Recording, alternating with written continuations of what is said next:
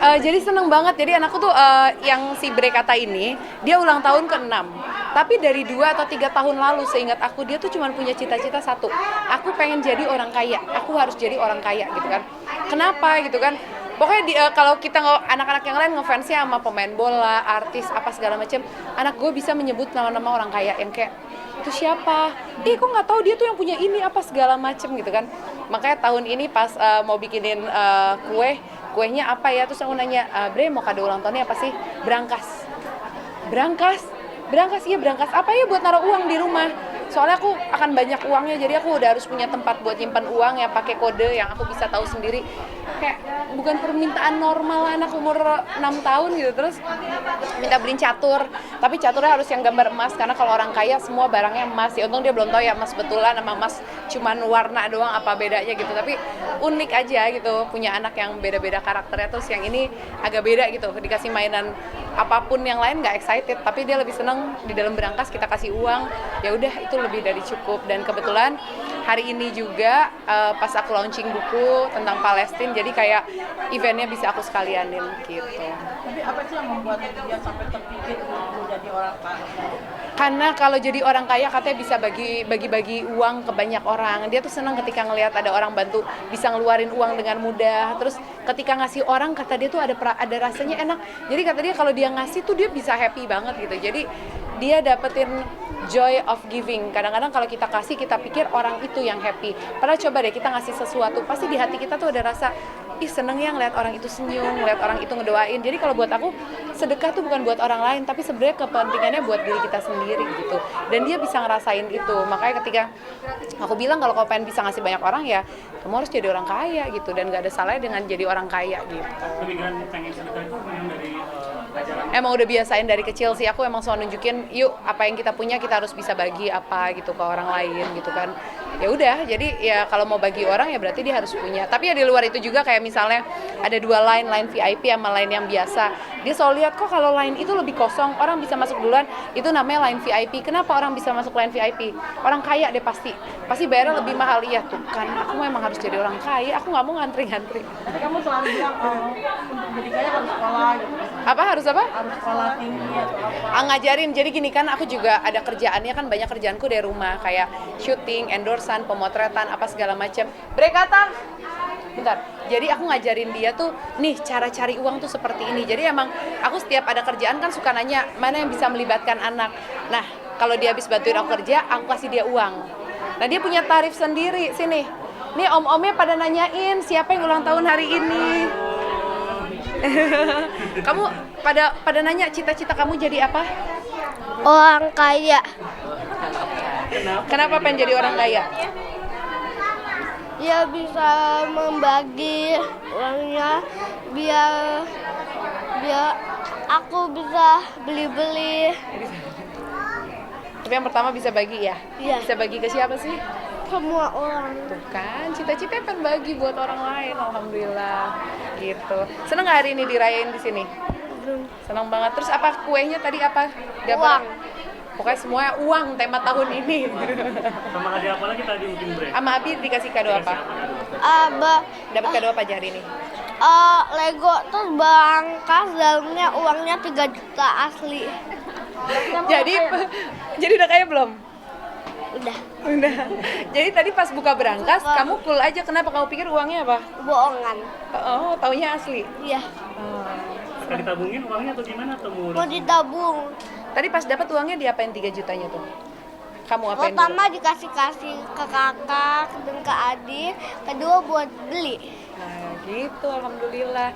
Soalnya kita ngasih tahu dari dulu ke anak-anak, ketika kamu punya sesuatu banyak, semakin kamu kasih itu ke orang lain, kamu akan dapetin lebih banyak lagi. Tapi semakin kamu simpen sendiri, itu akan habis gitu. Jadi dia tahu ketika punya sesuatu, sebisa mungkin dia bagi-bagi supaya bisa jadi lebih banyak. Berarti ini umur berapa? 8 tahun. Umur berapa?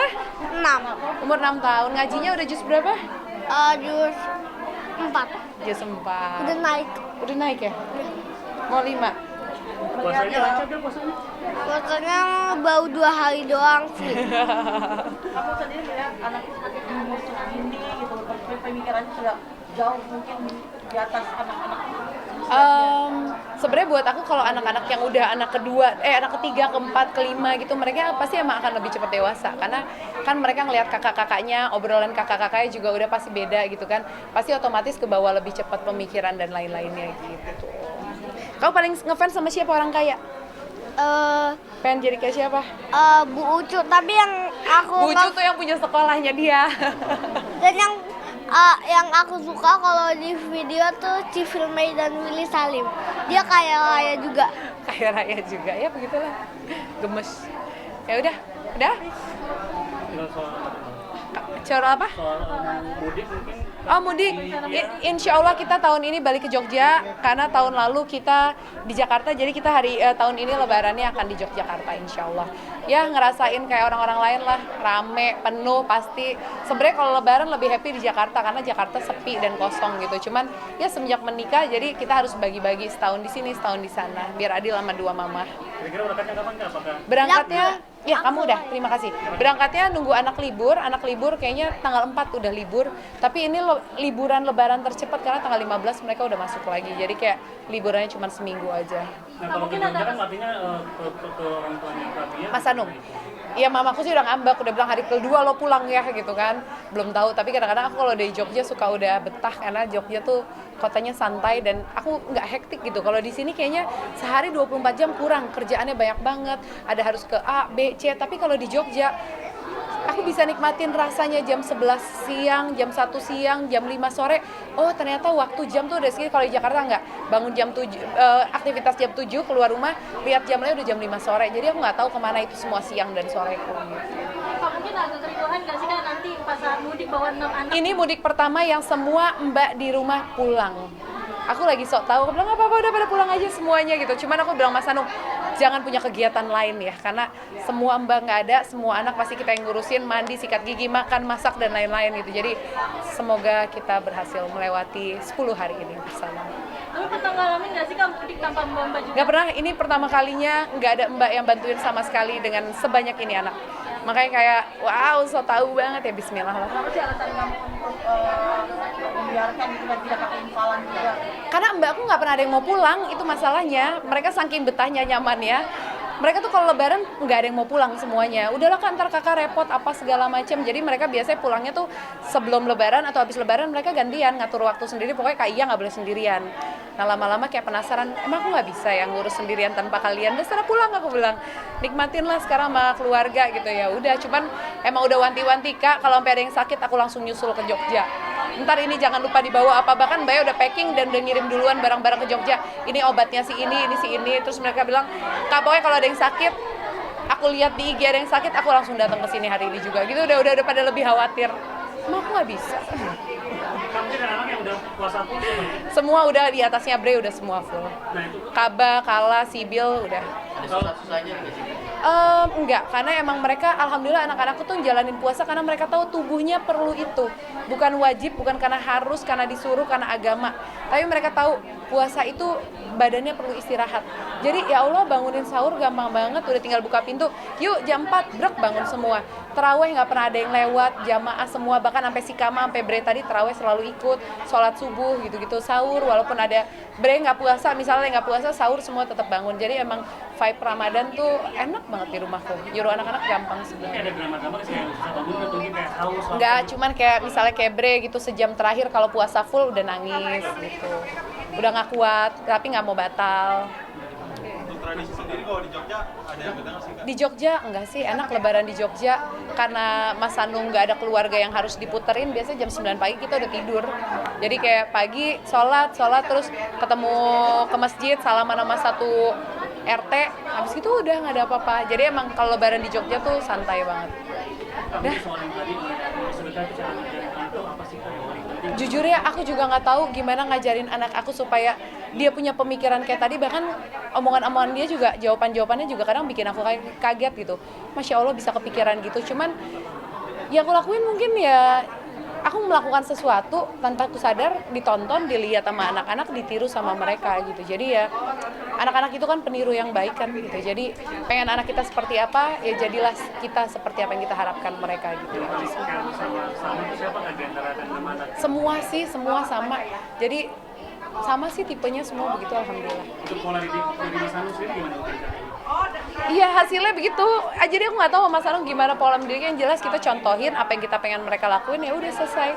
Tanpa sadar kita lagi ngajarin gitu. Jadi pas dia jawab juga kadang-kadang kayak, oh kok bisa tahu ya, kok bisa mikir gitu. Ternyata ya dia ngeliat kita kali, nyontoh kita gitu. Tapi yang boleh soal drama yang Kamal pengen jadi imam tarawih itu boleh dong ceritakan gimana? Mas Anung sampai merem loh. Dia lagi ngimamin si Kama, Allahu Akbar, lucu banget. Ya emang semua pengen terlibat. Emang kalau anak-anak seumur kayak 3 tahun lagi lucu banget kan. Kalau sholat, oke. Oh oke. Hah? Oh wow, jangan diajak ke atas ya.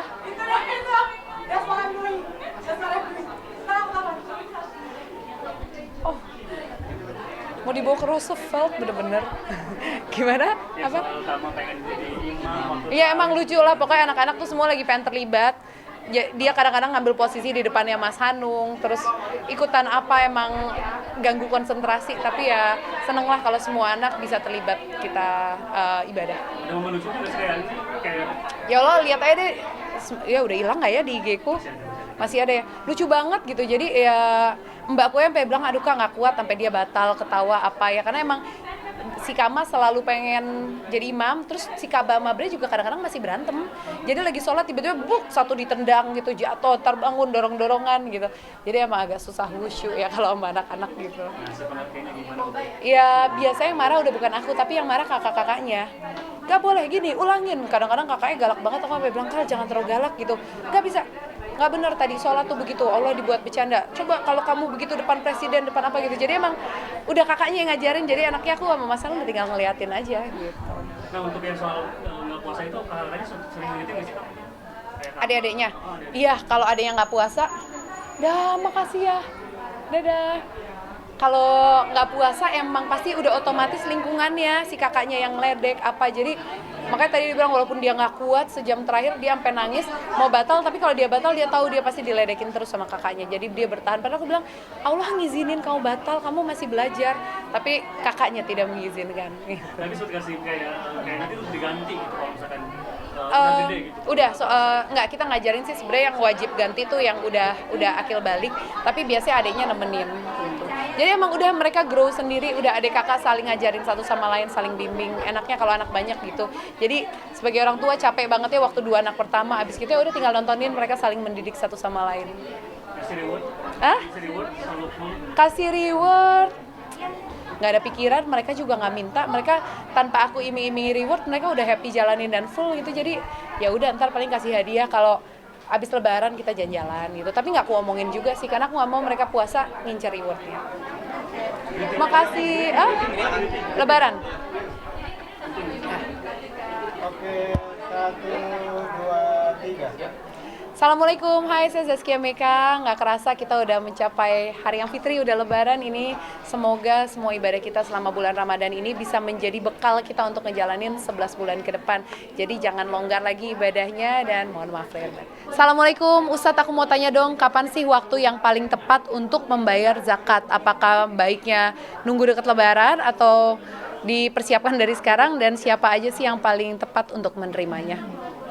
sama satu lagi bilang terima kasih Pak Ustadz penjelasannya. Oke. Mudah-mudahan gitu. Oke. Alhamdulillah, Masya Allah, terima kasih Pak Ustadz atas penjelasannya. Semoga ini juga menjawab pertanyaan dari orang-orang yang lain. Terima kasih.